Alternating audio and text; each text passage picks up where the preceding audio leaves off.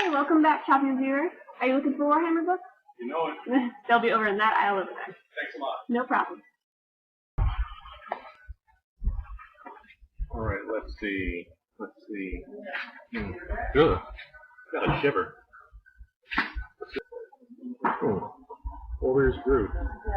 CS Goto. Hey, I remember that guy. I think this is a good one.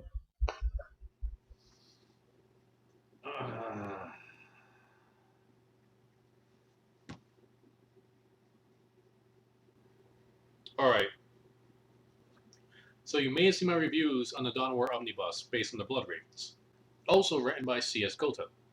And you may have remembered that I kind of liked that series. It wasn't great, but it wasn't bad either. And Warrior Brood is actually written right after the first Dawn of War book. So I'm wondering, if he already wrote Dawn of War, he should know about the Space Marines. He should know how the authorities work. I mean, at that point, he's not really that much of a rookie writer. But there's just so much wrong going on in this book. And I know I usually don't go too much into the gaming of Warhammer 40k. I don't really bring it up much because you're reading stories in the Warhammer 40k universe. You don't really need to know the specifics on how the game works. You don't need to read about how Gabriel Angelos rolled a 6 on his armor penetration roll and destroyed a tank. So there's a lot of leniency, but not in this one. So I'm going to go just a little bit bitter, angry gamer nerd here. First off, the Space Marine Devastator Squad, which is the heaviest weapon unit, are using multi-lasers. Already, anybody who knows anything about Space Marines already heard something wrong in that sentence. Multi-lasers is a weapon mounted on an Imperial Guard Chimera, which is their transport unit. I have never seen it anywhere other than on top of a Chimera. And it is Imperial Guard specific. And at first I thought maybe he just got it confused with las cannons. But he uses las cannons correctly in other parts of the book, so he knew what he was talking about. Okay, and some of you who are not really into the tabletop game might think I'm nitpicking. I mean, it's not like I got the codexes or anything. But they're a long-range, heavy weapons unit. And you know what they do? They see a giant Tyranid monster launching off spore mines long range. And their weapons can't reach. Even though multi-lasers have a long range, like sniper rifle distance range. And if you meant las cannons, they have an even longer range. So what do? They run, charge towards the monster, through a whole bunch of other Tyranid creatures in their way, get point blank, turn around, get killed, while their sergeant throws a grenade at it. I repeat, the long-range heavy weapons unit runs up to a monster to throw a grenade at it. Okay, and I'm not done yet. One of the spore mines that I mentioned before lands in the middle of a group of Space Marines. Now what they're supposed to do is explode area effect damage. Instead, it gets shot and pushed away without exploding. If that wasn't awkward enough, this thing is sentient and it releases these tentacles and wraps one of the Space Marines before it falls off the building. And instead of instantly ripping the guy off the building and falling with it, no, the guy stands his ground and the tentacles rip so tight it bends the armor. If it's gripping so tight and has that much strength, why didn't it end up pulling itself back up onto the building? Physics isn't optional. Okay, wait, there's something else. A squad of Terminators. Those little guys in a really huge tank-like armor. They're fighting off hordes and hordes of the smaller Tyranids, while a bigger one ends up shooting these vines at it that ends up wrapping them all up. Now, Terminator armor is very strong, and it enhances the strength of the user. And I'll admit, I don't know everything about the Tyranids, but I'm pretty sure those vines can't rip apart a Space Marine and Terminator armor. It's like using horses to quarter a tank. It ain't gonna happen. And not only that, the sergeant, after seeing his entire squad killed, and he gets his leg ripped off, finally decides to use his last trick, his secret weapon that he's been holding off to this very last moment, his Cyclone missile launcher. You know, that long-range area effect weapon that he could have been using throughout the entire fight against hordes of enemies at long range. And it's not like he could exactly hide it either. I mean, look at the size of this thing. I mean, look how big that thing is. Okay, I'll admit mine's is custom built, so it's a little bit bigger, but it's still pretty close. What, was he worried about scratching the paint if he used it? Oh, this book just hurts so much. Okay, I'm done being an angry fanboy here, alright? So now that we're done with chapter 1, let's move on to the rest of the book. Alright, so let's talk about the premise of this book. This book deals with the Deathwatch. Now, the Deathwatch is a special force used by the Inquisition. It's not necessarily a Space Marine chapter, but it's more like an all-star team for the Space Marines.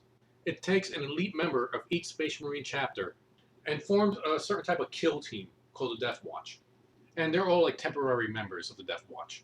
And they're being sent on a special mission to go to planet Herodien 4. On a mission that's so secret, they don't even know what they're going there for. They just know that the planet is swarming of Tyranids. And a separate Space Marine chapter called the Mantis Warriors was already on the planet trying to fight off the Tyranid horde. Now, the Mantis Warriors have a pretty interesting history already. You see, on a previous mission a long time ago, Mantis Warriors made a big mistake. They were trying to protect a certain planet against other Space Marines that they believed turned traitor. But it turns out that the Space Marine Legion that they were helping were the traitors. So they realized they really messed up. And they've been punished by the Inquisition. Thankfully, the entire chapter wasn't wiped out. But they're on this personal mission on trying to redeem their chapter for the mistake they've done. So that's why they went to Herodien 4 to try to fight off the Tyranid horde. And I guess because of that mistake, they're all trying to fight for the greatest heroic death. Because these guys will sacrifice themselves at a drop of a hat even when it's not needed.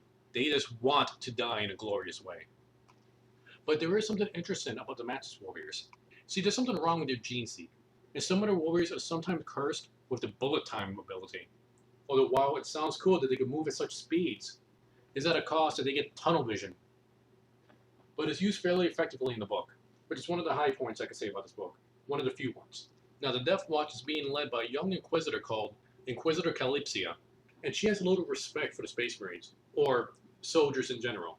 You see, she has daddy issues. Her dad was an Imperial Guardsman who died an inglorious death on some unknown planet. And she always hated him for being weak. In fact, she thinks all soldiers are just really meant to be killed in battle, while somebody as important as her has greater things to do. And she generally lumps in Space Marines with that, even though she's never met a Space Marine before. And only her, and along with her boss, really know what the special mission is about. So let's move on and start talking more about the story. Now, I already mentioned how the Mantis Warriors kind of broke everything in the Codex rules and just acted like Space Marines wouldn't act. But they're still trying to redeem themselves by helping out the Deathwatch. And the Deathwatch team is getting pretty suspicious of their Inquisitor.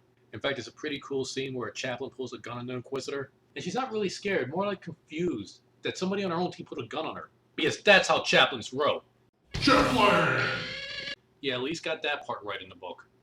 And while the Imperial Army currently stationed over the planet, just want to nuke the entire place because they feel like it's this completely pointless trying to fight the Tyranids since they already overtook everything, Inquisitor Calypsia is sent there to try to get a special specific item created by the Inquisition in secret. Even her boss's friend, and I'm sorry I'm not giving you those names, I just didn't want to reread this to try to get their names for you. But her boss's friend, who's also a High Inquisitor, is starting to get suspicious as well.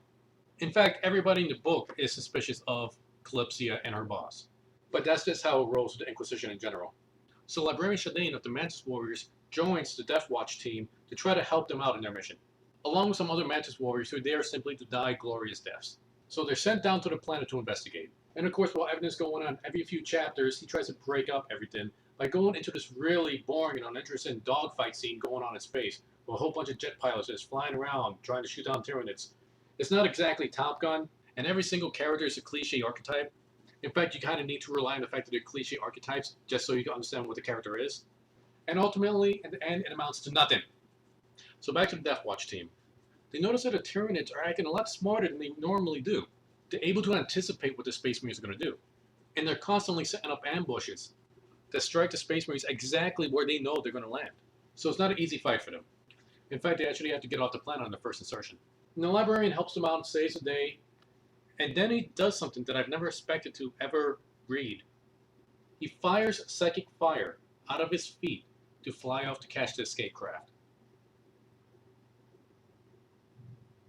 He fires psychic fire from his feet, Iron Man style, to fly to catch the escape craft. I'm not really doubting that they might be able to do that. Why? You want to know what happened to me when I first read that scene? Ah! What was that? I'm not sure. It punched me in my soul. Soul punch! And while we're on the subject, this has been kind of bugging me since the Dawn of War books. He didn't really use this too much in the Dawn of War books, but I'm not quite sure he really understands how assault packs work. Assault packs being those little rocket packs that Space Marines put on their backs to try to jump long distances. Now the thing is, those aren't used for flying. They can't fly with those. At least not for long.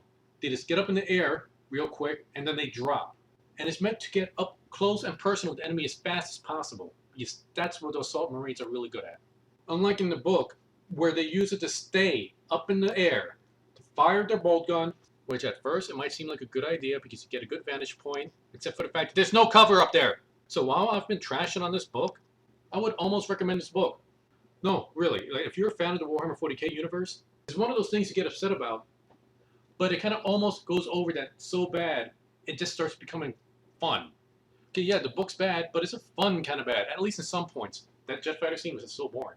The backdoor politics going on with the Inquisitors, that was also kind of boring. But you know what? I can't let it go. I can't let it go. This a regular book punch, it's not going to do. Okay, I've been practicing this. It's dangerous, but this book warrants that danger.